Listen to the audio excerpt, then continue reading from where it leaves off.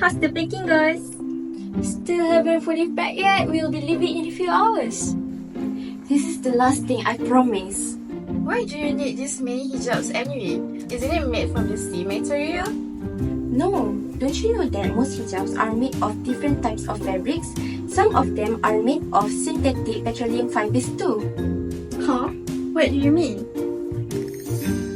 Okay, let me explain. I will give you an example. This shawl is made of viscose. Viscose is derived from cellulose or wood pulp. Let's see this video to understand more details about viscose. Viscose is a semi-synthetic fiber, which was earlier known as viscose rayon, which made from natural sources of regenerated cellulose, such as wood, bamboo, and related agricultural products. It has the same molecular structure as cellulose. It is used widely and in huge demand, showing to its spatial characteristics like high strength with soft and comfortability. Welcome to Textile Blog. Stay with us and enrich your textile knowledge. How viscose fiber are made? At first, wood are chopped into small pieces and processed into cellulose pulp. The cellulose is treated with 17.5% solution of sodium hydroxide, which converts it into soda cellulose. 2. The soda cellulose reacts with carbon disulfide to form sodium cellulose xanthate. 3. Sodium cellulose xanthate is dissolved in a dilute solution of caustic soda and it's formed orange honey-like liquid. This liquid extruded into sulfuric acid, which regenerates the cellulose, now in the form of long filaments called viscose rayon. At this point, key modifications such as changing the shape and size of the cross-section, while cooperative attitude can be made. That's all about viscose. Now look at this hijab.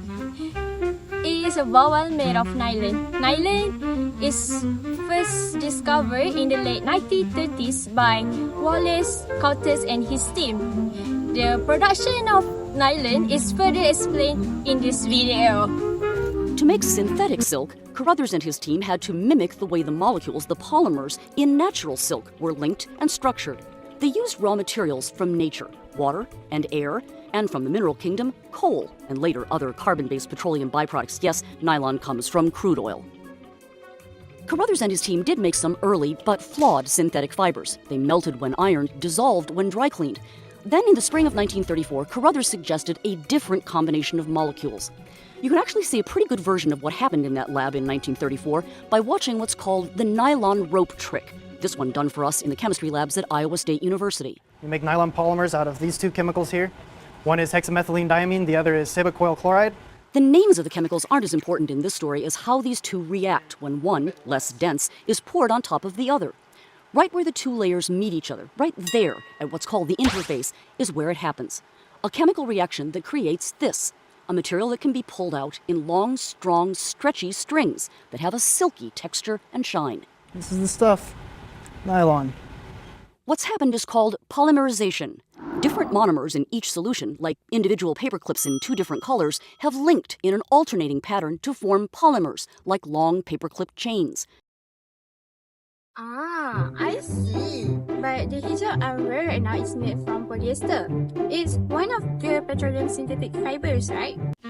Yup, that's right, Najwa. Polyester is a type of synthetic fiber made from petroleum, which is a natural oil from underground. Polyester is popular because it's strong, it doesn't wrinkle easily, and it also dries quickly. Now, let's take a look at this picture. Polyester is made through a process called polycondensation, which involves 5 main steps.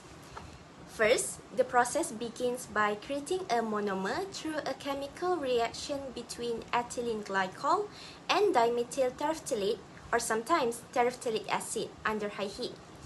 This forms a basic compound used to build the fiber.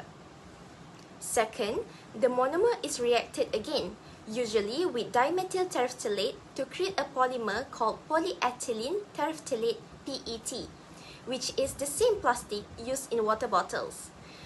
Third, the molten polymer is extruded pushed out into long strands, cooled, and cut into small solid pellets called polyester chips. Fourth, these chips are remelted into a thick honey-like liquid and pushed through a spinneret, a metal plate with tiny holes to create continuous filaments or fibers. Finally, the fibers are finished by stretching, cutting, or treating them with chemicals to enhance properties like strength, shine, texture, or dye absorption. The result is polyester thread or yarn, which can be woven or knitted into fabric.